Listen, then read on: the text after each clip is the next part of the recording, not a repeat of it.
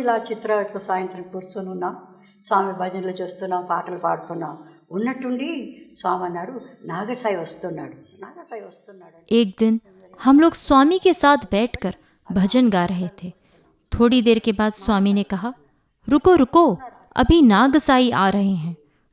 हम लोगों ने सोचा शायद नागसाई नामक कोई व्यक्ति आ रहे हैं और चारों तरफ देखने लगे। देखते देखते खूब मोटा नाग सांप बल खाते हुए रेंग कर आ रहा था। काला बदन जिस पर गेहुए रंग की बिंदिया थी। जब दूर से आ रहा था तब हमें अच्छा लग रहा था, जैसे कोई छोटा बच्चा नाचते हुए आ रहा हो। जो जो नज़दीक आता जा रहा था हमें डर लगने लगा। हम लोगों ने अनुरोध किया, स्वामी हमें बहुत डर लग रहा है, इसे रोक दीजिए। स्वामी ने इशारा किया तो सांप ने वहीं रुक कर पूरा फन उठा लिया।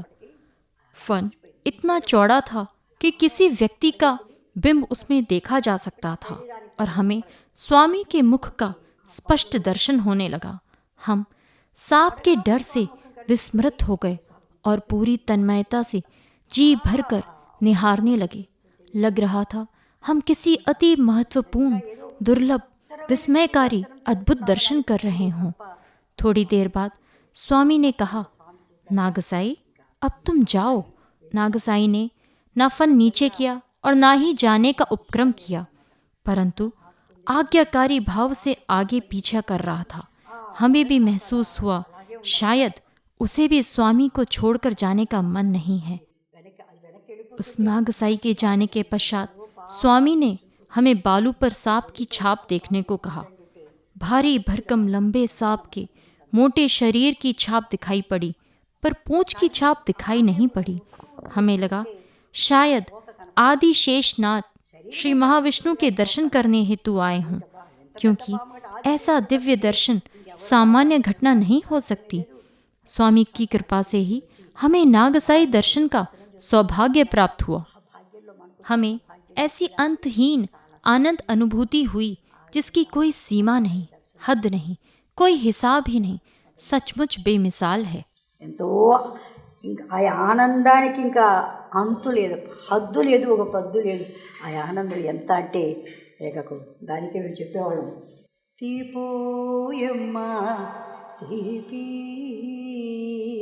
శ్రీ సాయి నామమే తీపి. ఎవ్వారు చవి చూచి ఏర్పరచియో తీపి, యదుకులపతి నామమెంతో మాధుర్యము. తీపోయమ్మ తీపి శ్రీ సాయి నామమే తీపి. अर्थात क्या गजब की मिठास है साई नाम में। न जाने किस किस भाग्यशाली ने इस दिव्य मिठास को चखकर उजागर किया है। यदुकुलपति श्री कृष्ण की तरह साई नाम अति माधुर्य और मीठा है। इसलिए स्वामी के बारे में कई बार कहा गया है, ये अमृत है या कटहल का मीठा फल या मीठे आम का रसदार फल। समझ में नहीं आता कि कैसे किन शब्दों में उनकी उपमा दी जाए। स्वामी की हर बात, हर अलौकिक कार्य, अद्भुत लीलाएं लाजवाब हैं, सचमुच अतुलनीय हैं। एक वाक्य में कहें तो साई की तुलना साई ही है, इससे कम कुछ भी नहीं। సాటి సాయికి సాటి సాయియే, ఇంకా అంతకన్నా చెప్పడానికి ఇంకా ఏమీ లేదన్నమాట. అట్లా ఆ టైం అలాంటిదన్నమాట.